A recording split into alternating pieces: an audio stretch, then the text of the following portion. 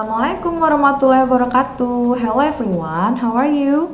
Kita kemarin habis liburan, semoga nggak ada yang liburan keluar kota ya. Karena kita sekarang harus jaga kesehatan kita dari pandemi COVID-19. Kita langsung aja ke pembahasan. Today we are going to learn about simple present tense. Sebenarnya sih kita udah pernah pakai simple present tense ini ya di kelas 7. Bahkan di kelas 8 pun kita juga pakai simple present tense kemarin-kemarin. Cuma kita belum membahas tentang tensesnya secara khusus. Maka dari itu kali ini kita akan membahas tensesnya secara khusus. Kita mulai dari the use of simple present tense. Kegunaan simple present tense ini untuk apa aja sih? Yang paling pertama adalah untuk menyatakan habitual action atau aksi yang dilakukan terus-menerus, aksi yang sudah menjadi kebiasaan. Kita pakainya simple present tense. Kemudian yang kedua, untuk menyatakan fact or generalization. Jadi fakta itu kita gunakan simple present tense. Kemudian ada lagi instruction. Nah, kemarin kan kita belajar tuh instruction. Kemudian prohibition. Kemudian stating capability. Itu semua pakainya simple present tense. Before we start about the simple present tense sentences, sebelum kita ke sentence-sentence-nya nih, sebelum kita ke kalimat-kalimatnya, aku mau ngingetin kalian lagi tentang quantifiers yang beberapa minggu lalu kita pelajari tuh. Ada yang masih inget nggak? Waktu itu di quantifiers kita belajar tentang regular plural nouns dan irregular plural nouns. Masih ingat? Kalau misalnya lupa, kita lihat cuplikan berikut ya. Plural nouns itu tinggal ditambahkan imbuhan s di belakangnya. Misalnya, kalau satu pulpen, di sini kita bisa lihat, satu pulpen bahasa Inggrisnya a pen. Jadi singularnya kita tambahkan dengan a ya untuk menentukan bahwa pen ini cuma satu. Jadi a pen. Tapi kalau banyak, pennya kita tambahin s di belakangnya. Some pens. Lalu contoh yang kedua ada a student, berarti studentnya cuma satu. Kalau yang some students, ada s-nya di belakang, berarti studentsnya ada banyak. Nah ini kan determinernya pakai e semua ya. Lalu yang pakai n itu yang seperti apa? Yang pakai n itu adalah benda-benda yang ketika diucapkan itu berbentuk vokal, seperti apple. Apple itu kan awalnya a ya, huruf vokal. Kalau apple-nya ada satu, kita bilangnya an apple. Tapi kalau apple-nya ada banyak, kita bilangnya apples. Kalian pasti udah bisa ya kalau yang ini. Kemudian ada lagi, hal ini berlaku untuk semua kata kecuali yang berakhiran ch, sh, s, double s, x, z, dan o. Kalau pen kan belakangnya n, student belakangnya p, jadi tinggal kita tambahin s aja. Tapi kalau yang belakangnya ch dan semua yang di sini, itu kita nggak cuma nambahin huruf s, tapi is, e sama s. Contohnya di sini watch, watch itu jam tangan ya. Kalau watch kan belakangnya ch nih, w a t c h. Kalau misalnya banyak jamnya, maka kita tambahkan dengan is, jadi watches. Kemudian tomato. Tomato itu kan belakangnya o tuh. Di sini juga kan ada tuh termasuk kata yang belakangnya o. Kalau misalnya banyak, kita tinggal tambahin es, jadi tomatoes. Itu ya, gampang. Itu tadi cuplikannya, masih ingat kan ya? Jadi nouns yang di belakangnya kita kasih s, yaitu nouns yang sifatnya jamak atau banyak, tapi nggak sembarang kita kasih s, jadi ada ketentuannya. Ada yang langsung tinggal dikasih s, ada yang harus pakai is, ada yang kita ubah pakai ies, ya kan? Nah, di sini nih di simple present tense kali ini ada lagi yang kita harus tambahkan s atau es atau ies, yaitu verb. Gimana sih? Kok bisa ya verb kita tambahin s? Emang verb ada yang banyak. Jadi masalahnya bukan di banyak atau tidaknya si verb tersebut, karena verb itu kan kata kerja. Bagaimana ceritanya kata kerja mau banyak? Tapi verb ini menggunakan s ketika subjeknya adalah he, she, it, atau orang ketiga. Jadi kalau misalnya ada she, maka kata kerjanya harus pakai s. Kalau ada he, kata kerjanya juga harus pakai s. Kalau ada it atau misalnya nama orang ketiga, misalnya si Rini atau Rina atau Ujang, itu kata kerjanya harus pakai s. Dan untuk verb yang menggunakan s atau is atau ies itu juga ada ketentuannya. Ketentuannya adalah sebagai berikut. Kata kerja yang diakhiri oleh huruf y atau y itu kita ubah y-nya dengan huruf ie kemudian ditambahkan s. Contohnya try. T, R sama Y. Y-nya kita ganti dengan IE, nih IE, kemudian ditambahkan S. Jadi tries. Misalnya she, berarti kalau kita mau pakai verb yang tries, jadi she tries. Berbeda lagi dengan I, kalau I itu nggak perlu pakai S, jadi I try, gitu ya. Kemudian contoh lainnya lagi, fly, F-L-Y, ini juga belakangnya Y. Kita ganti jadi flies. F-L-I-E-S. Ada lagi contohnya copy. Copy juga sama belakangnya Y jadi copies. Tapi jika kata kerja yang diakhiri dengan huruf Y, tapi sebelum huruf Y ini ada huruf vokal, itu nggak perlu diganti jadi IE, Y-nya ya. Tapi langsung ditambahin S aja. Contohnya seperti apa? Di sini ada play. Di sini kan ada huruf Y nih. Tapi sebelum huruf Y, huruf vokal A, play. Jadi tinggal langsung tambahin S aja, plays. Kemudian buy. Sebelum huruf Y ada huruf vokal. Jadi kita langsung tambahkan S, buys. Begitu juga dengan pray. Sebelum huruf Y ada huruf vokal yaitu A. Jadi langsung kita tambahkan S jadi praise. Gitu ya. Jadi kalau misalnya sebelum huruf Y ini huruf konsonan juga, kayak try, fly, copy, kita ganti huruf Y-nya dengan IE lalu ditambahkan S. Tapi kalau sebelum huruf Y-nya ini huruf vokal, maka tinggal kita tambahkan S aja, nggak perlu kita ubah jadi IE. Lalu kata kerja yang diakhiri oleh huruf O, tinggal ditambahkan huruf IS. Jadi seperti ini. Do menjadi does, go menjadi goes. Ini kan belakangnya O, belakangnya O. Jadi D-O-E-S, tinggal tambahin ES-nya aja ya. Kemudian kata kerja yang diakhiri oleh CH, S, SH, X, dan Z juga sama, tinggal ditambahkan huruf ES. Contohnya pass, itu kan S-nya double ya. Jadi passes. Ada ES-nya di belakangnya tuh, passes. Terus push. Push juga sama jadi pushes.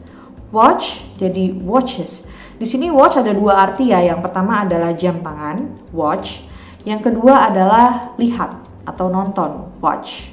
Yang satu noun, yang satu kata kerja.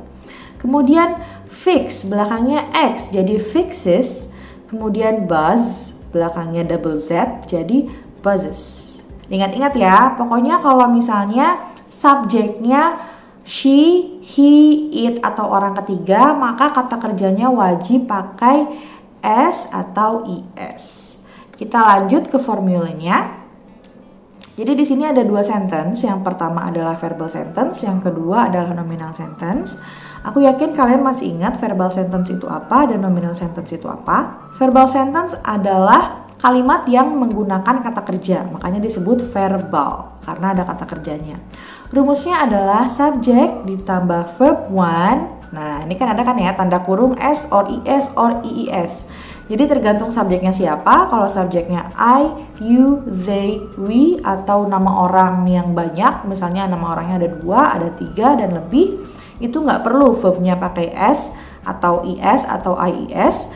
Tapi kalau subjeknya he, she, atau it, atau orang ketiga, itu verbnya wajib pakai S or IS or IES. Kemudian ditambah complement. Titik-titik ini complement ya. Contohnya, she plays the guitar. Karena subjeknya she, maka dari itu verbnya kita pakaikan s. Plays. Kata dasarnya kan play, nggak pakai s ya. Tapi karena subjeknya she, maka kita tulisnya plays. Kemudian the guitar ini objeknya, apa yang dia mainkan. Kemudian kalimat negatifnya. Setelah subjek, tambahkan do or does, kemudian tambahkan not, kemudian tambahkan verb one, kemudian tambahkan complement. Complement ini bisa kata keterangan, bisa objek, dan lain sebagainya. Contoh untuk kalimat negatifnya, she doesn't play the guitar. Kalian masih ingat nggak penggunaan do dan does? Do itu yang pakai siapa aja, does itu yang pakai siapa aja. Kalau subjeknya she kan kita pakainya does ya, bukan do. Kalau I, you, they, we kita pakainya do. Di sini kita pakai does, kemudian ditambahkan not, jadi does not atau doesn't kita singkat boleh. Di sini verbnya sudah tidak kita tambahkan s lagi ya. Tadi kan yang kalimat positif kan she plays the guitar. Tapi kalimat negatifnya she doesn't play the guitar. Kenapa dalam verb ini nggak ada huruf S-nya? Karena huruf S-nya sudah diwakilkan oleh does. Jadi karena sudah ada does-nya, tidak perlu kita tambahkan S lagi pada kata play di sini. Lalu kalimat tanyanya, do or does ditambah subjek, ditambah verb one, ditambah complement, ditambah tanda tanya. Contohnya, does she play the guitar? Nah, di sini juga sama kan ya. Does dulu, kemudian she subjeknya, kemudian play tanpa s karena s-nya sudah diwakilkan oleh does. The guitar adalah complementnya atau objeknya. Lalu tanda tanya deh. Itu untuk contoh yang verbal sentence. Kemudian nominal sentence. Nominal sentence adalah kalimat yang tidak menggunakan kata kerja. Jadi di sini nggak ada tuh kata kerjanya, nggak ada verbnya. Rumusnya adalah untuk kalimat positif dulu, subject plus be itu isinya are, am, dan is. Kemudian ditambahkan dengan noun or adjective or adverb. Kalian masih ingat kan ya siapa aja yang pakai are, siapa aja yang pakai am, siapa aja yang pakai is. Kalau I pakainya am, kalau you, they, we, atau orang lebih dari satu pakainya are. Kalau he, she, it, atau orang ketiga itu pakainya is.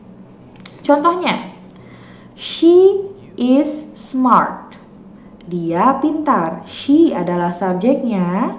Kemudian is adalah to be dari she. Kemudian smart adalah kata sifat.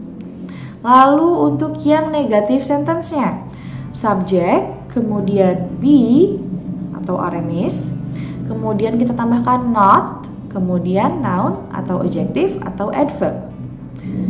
Contoh kalimatnya, she is not smart atau she isn't smart, boleh kita singkat.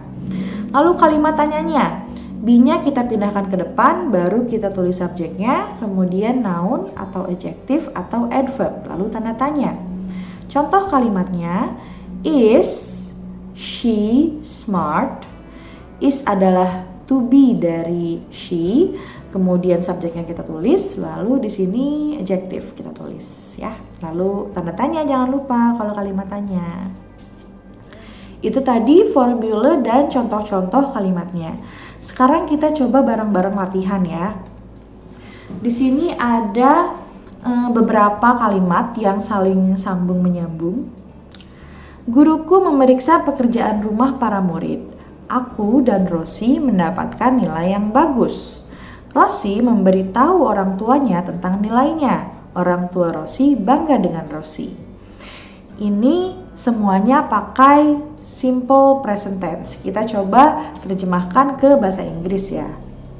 Yang pertama dulu, guruku memeriksa pekerjaan rumah para murid. Di sini kita vocabnya harus banyak. Jadi jangan lupa sering-sering baca buku atau nonton video tanpa subtitle kalau bisa. Atau dengerin lagu supaya vocab kalian nambah. Guruku bahasa Inggrisnya adalah my teacher. Kita tulis di sini my teacher. Kemudian memeriksa. Memeriksa bahasa Inggrisnya adalah check. Check. Karena di sini subjeknya adalah my teacher. My teacher itu kan orang ketiga ya, berarti checknya kita tambahkan S. My teacher checks pekerjaan rumah para murid. Pekerjaan rumah itu homework, kalau para murid itu the students. Karena ini satu frase ya, kita gabungkan menjadi the students. Di sini kenapa aku tulis curugnya setelah S? Karena gini, di sini kan para murid, berarti S-nya itu banyak. Sebenarnya yang aslinya itu seperti ini, the students homework, jadi ada S lagi. Tapi dalam aturan bahasa Inggris tidak boleh S-nya double seperti ini. Karena bahasa Inggris itu sebenarnya sangat-sangat menghindari repetition. Jadi S-nya kita hapus, tinggal sisa curugnya aja deh. Gitu ya. Kemudian yang kedua, aku dan Rosi mendapatkan nilai bagus. Subjeknya dulu, subjeknya adalah aku dan Rosi. I and Rosi. Mendapatkan get. Ini verbnya. Di sini pakai S atau enggak? Enggak ya, karena kan I and Rosi itu 2 orang, berarti bukan orang ketiga, orangnya lebih dari 1. Get nilai yang bagus. Good score. I and Rosi get a good score. Kemudian yang ketiga, Rosi memberitahu orang tuanya tentang nilainya. Subjeknya dulu siapa? Subjeknya Rosi. Memberitahu. Kemudian kan kita tulis verb. Verbnya di sini adalah memberitahu. Tell. Kita pakai S karena Rosi adalah orang ketiga. Kan di sini Rosi sendiri ya. Tells orang tuanya, her parents, tentang nilainya, about her score. Kemudian yang terakhir, orang tua Rosi bangga dengan Rosi. Rosi's parents are proud of Rosi. Di sini kenapa aku pakai are? Karena parents itu kan isinya 2 orang ya, ayah dan ibu. Makanya kita pakai are. Di sini juga kenapa aku tambahin are? Karena proud itu adalah adjective, bukan kata kerja. Jadi ini kalimat nominal yang terakhir. Jadi kalau udah diterjemahin ke bahasa Inggris kayak gini deh. My teacher checks the students' homework. I and Rosi get a good score. Rosi tells her parents about her score. Rosi's parents are proud of Rosi. Jadi mudah ya sebenarnya kalau misalnya kita mau mentranslate atau membuat kalimat dengan simple present tense, karena kita pakai yang base semua, kita pakai yang dasar semua. Okay, I think that's enough for today. Sebenarnya nggak sampai di sini ya. Untuk simple present tense akan ada kelanjutannya, yaitu adverb of time and adverb of frequency, tapi akan kita pelajari di pertemuan berikutnya. So, see you on the next videos and bye-bye.